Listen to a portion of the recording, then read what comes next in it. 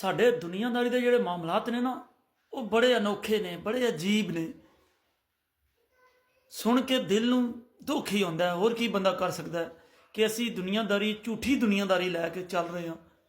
ਜਿਸ ਤਰ੍ਹਾਂ ਕਿ ਇੱਕ ਮਸਲਾ ਤੁਹਾਡੇ ਸਾਹਮਣੇ ਰੱਖਾਂਗਾ ਕਿ ਜਿਸ ਟਾਈਮ ਤੁਹਾਡੀ ਕੋਈ ਬਰਾਦਰੀ 'ਚ, ਕੋਈ ਹਮਸਾਏ 'ਚ, ਕੋਈ ਪਿੰਡ 'ਚ ਕੋਈ ਬੰਦਾ ਮਰ ਜਾਂਦਾ ਨਾ, ਤੇ ਵੱਧ ਤੋਂ ਵੱਧ ਲੋਕੀ ਆਉਂਦੇ ਨੇ। ਇੱਕ ਕਹਿੰਦਾ ਜੀ ਮੈਂ ਰੋਟੀ ਦੇਣਾ, ਇੱਕ ਕਹਿੰਦਾ ਜੀ ਮੈਂ ਇਹਦੇ ਮਰਨੇ ਤੇ ਰੋਟੀ ਦੇਣਾ, ਬੜੇ ਫਖਰ ਨਾਲ ਲੱਗੇ ਆ ਕੇ।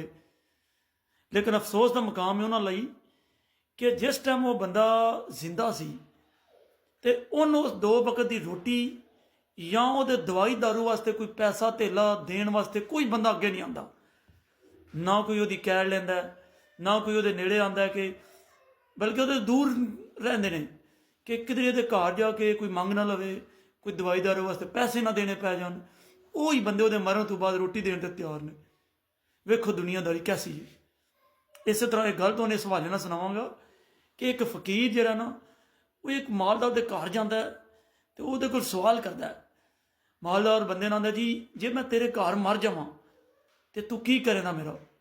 ਮਾਲਦਾਰ ਬੰਦਾ ਆਂਦਾ, ਜੀ ਮੈਂ ਤੇਰਾ ਕਫਨ ਦਫਨ ਕਰਾਂਗਾ, ਤੈਨੂੰ ਜਨਾਜ਼ਾ ਕਰਾਂਗਾ ਤੇ ਤੈਨੂੰ ਦਫਨਾ ਦਿਆਂਗਾ। ਤੇ ਫਕੀਰ ਬੜੇ ਅੱਛੇ ਅਲਫਾਜ਼ ਨਾਲ ਉਹਨੂੰ ਸਮਝਾਉਂਦਾ। ਆਂਦਾ ਕਿ ਤੂੰ ਮੈਨੂੰ ਜੇ ਮਰਨ ਤੋਂ ਬਾਅਦ ਇੰਨਾ ਕੁਝ ਕਰ ਰਿਹਾ ਤੇ ਮੈਂ ਜਿਉਂਦਿਆਂ ਤੇਰੇ ਕੋਲੋਂ ਮੰਗ ਰਿਹਾ ਤੇ ਤੂੰ ਮੈਨੂੰ ਇੱਕ ਪੈਸਾ ਧੇਲਾ ਨਹੀਂ ਦਿੱਤਾ, ਤੂੰ ਮੈਨੂੰ ਕੱਪੜੇ ਜੁੱਤੀਆਂ ਦਾ ਇੱਕ ਜੋੜਾ ਨਹੀਂ ਦਿੱਤਾ, ਤੂੰ ਮਰਨ ਤੋਂ ਬਾਅਦ ਮੇਰੀਆਂ ਇੰਨੀਆਂ ਖੁਆਇਸ਼ਾਂ ਪੂਰੀਆਂ ਕਰ ਰਿਹਾ।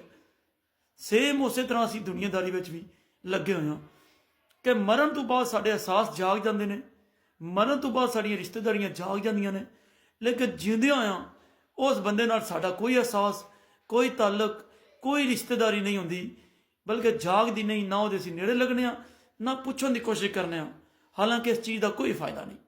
ਅਗਰ ਫਾਇਦਾ ਹੈ ਵੇ, ਅਗਰ ਅਹਿਸਾਸ ਜਗਾਉਣਾ ਜੇ, ਤੇ ਫਿਰ ਜਿਉਂਦਿਆਂ ਜਗਾਓ। ਬੰਦੇ ਦੇ ਸਾਹ ਜਿਨ੍ਹਾਂ 'ਚ ਚੱਲ ਰਹੇ ਨੇ, ਤਾਂ ਕਿ ਉਹ ਵੇਖ ਕੇ ਜਾਏ ਕਿ ਕਿੱਡੇ ਤੁਸੀਂ ਰਿਸ਼ਤੇਦਾਰ ਉਹਦੇ।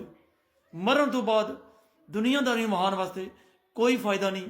ਇਸ ਅਮਲ ਦਾ, ਇਸ ਫੇਲ ਦਾ ਨਾ ਅੱਲਾ ਦੀ ਬਾਰਗਾਹ 'ਚ ਫਾਇਦਾ, ਨਾ ਦੁਨੀਆ ਦੀ ਵਿੱਚ। ਲਿਹਾਜ਼ਾ ਮਿਹਰਬਾਨੀ ਤੁਹਾਡੀ ਕਿ ਕੋਸ਼ਿਸ਼ ਇਹ ਕਰੋ ਕਿ ਜਿਹੜੇ ਜਿਉਂਦੇ ਕੋਈ ਰਿਸ਼ਤੇਦਾਰ ਤੁਹਾਡੇ ਮਾੜੇ ਨੇ, ਉਹਨਾਂ ਦਾ ਅਹਿਸਾਸ ਜਿਉਂਦਿਆਂ ਕਰੋ। ਮਰਨ ਤੋਂ ਬਾਅਦ ਕੋਈ ਫਾਇਦਾ ਨਹੀਂ ਜੇ।